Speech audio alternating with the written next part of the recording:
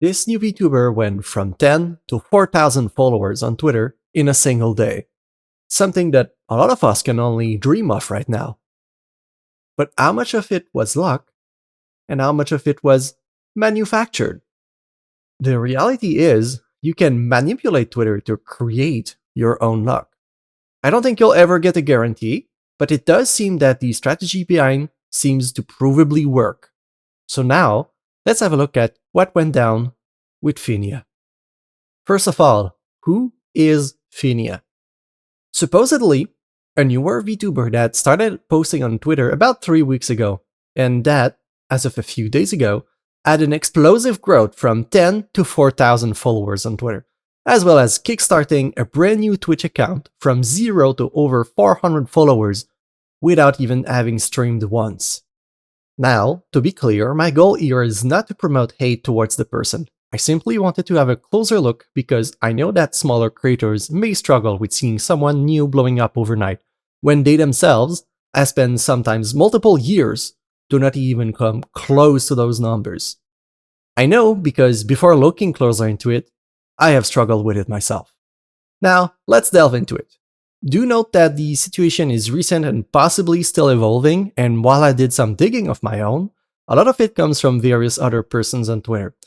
Take things with a grain of salt, but I'll try my best to be accurate and informational. How did this go down? With this first very big post garnering over 280,000 views, 160 comments and over 3,000 likes, and also getting promoted by several other VTubers including well-known small VTuber supporter Rion Kuroko and Chard, garnering immediate attention and skyrocketing their numbers to 2,000s very quickly. With all this attention, they then made several posts thanking their community and posting some artwork and teasers of their upcoming model. A little later, after her blowing up started getting more attention, addressing the drama surrounding this, and finally, creating and posting our newly created Twitch account.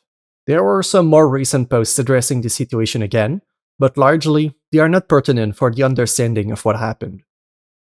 Except this one, where she essentially confirms what another person, Azilati, has said about their own investigation of the situation, which confirms that this had been largely planned out in advance.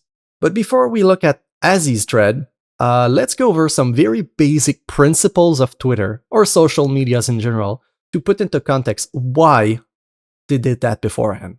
It goes without saying that all platforms need a way to make money. On Twitter, that is showing you ads, meaning the longer you stay on Twitter, the more ads you see, the more money they make. Makes sense, right? The platform wants to push content it believes people will find interesting and thus stay on the platform longer. Twitter heavily dislikes new accounts and completely destroys their reach. And it also wants you to interact with others because more interaction means more time spent on the platform. So, as a new creator on Twitter, you need to interact with others for a few weeks before the platform stops punishing you for even existing.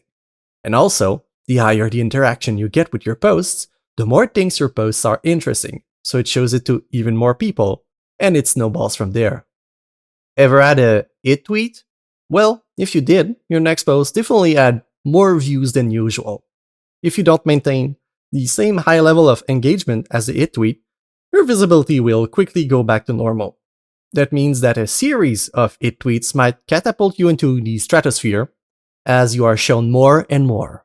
Now, let's see Azzy's thread and let's look back at our timeline. She started off interacting for a couple of weeks before her first real content was published. Those few beginning posts had been chosen to be high engagement ones, namely a raffle, saying that was their first day and asking for tips, promoting people replying to her post, as well as the non-engagement bait of asking to discover more VTubers to follow and then following almost nobody she actually replied to. I actually did try and check and I found like 2% that she replied to that she did actually follow. Might not be the exact count though, but it's clear it does not match the 68 replies she got on her post. But to be fair, this is a common engagement bait tactic which I personally disapprove, but moving on. And then she started posting about some well-known and loved creator following her and rejoicing in it in other posts to garner high engagement. And finally, there was the big one. And with all the subsequent hyping of her model, images, Twitch and all, while she was blowing up. So, is she actually new, or is she hiding things? Well, as far as I was able to find, the first post she had was from about 3 weeks ago, on July 13th, but a significant number of her replies have since been deleted. And possibly amongst those is one particularly insensitive comment about someone's passing. But it is unverifiable as it has been deleted, but does fall after the first activity recorded. So why going about deleting most of your posts, and why not all of them, if you just wanted to start a clean slate?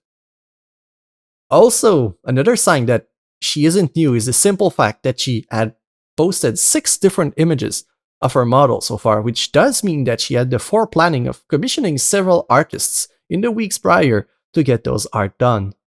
Interestingly enough though, she started off with an AI-generated profile picture, which has later been changed and she has apologized for. I do find it interesting that she combed several art pieces but still chose to use an AI PFP. However, this can be easily explained due to how easy and simple it is to simply Google it and find that very specific art piece.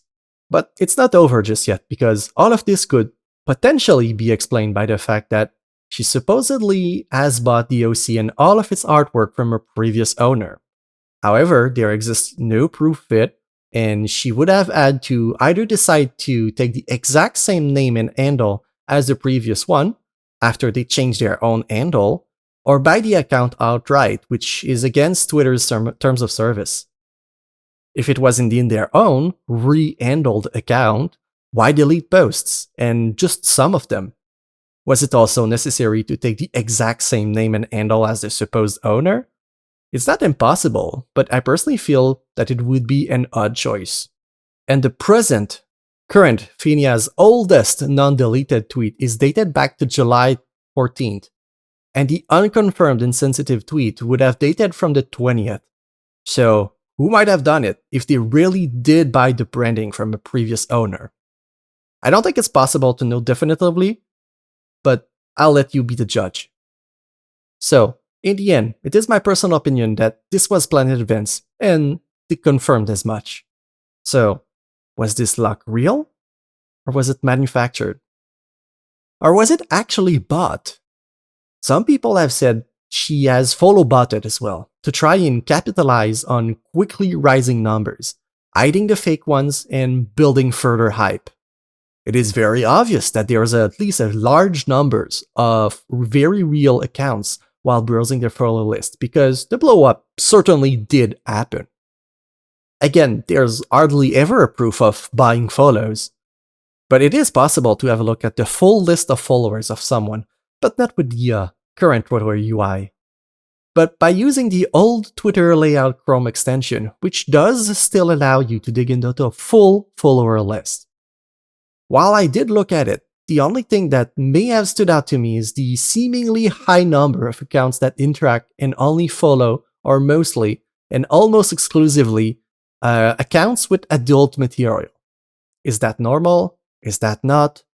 I can't tell really, since I'm a guy and I don't have that kind of followers, and you wouldn't need to compare to an account that also have a wide blow-up outside of a purely streaming and content creator community.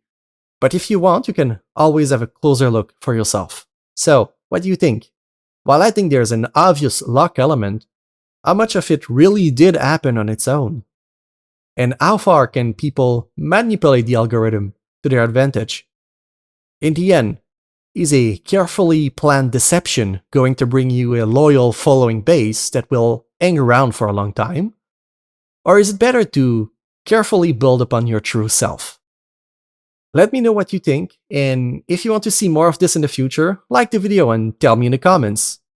This is all very new to me, so take this with a grain of salt, and remember, do not send hate to anyone over this. This video is not meant for that. Thank you, and goodbye.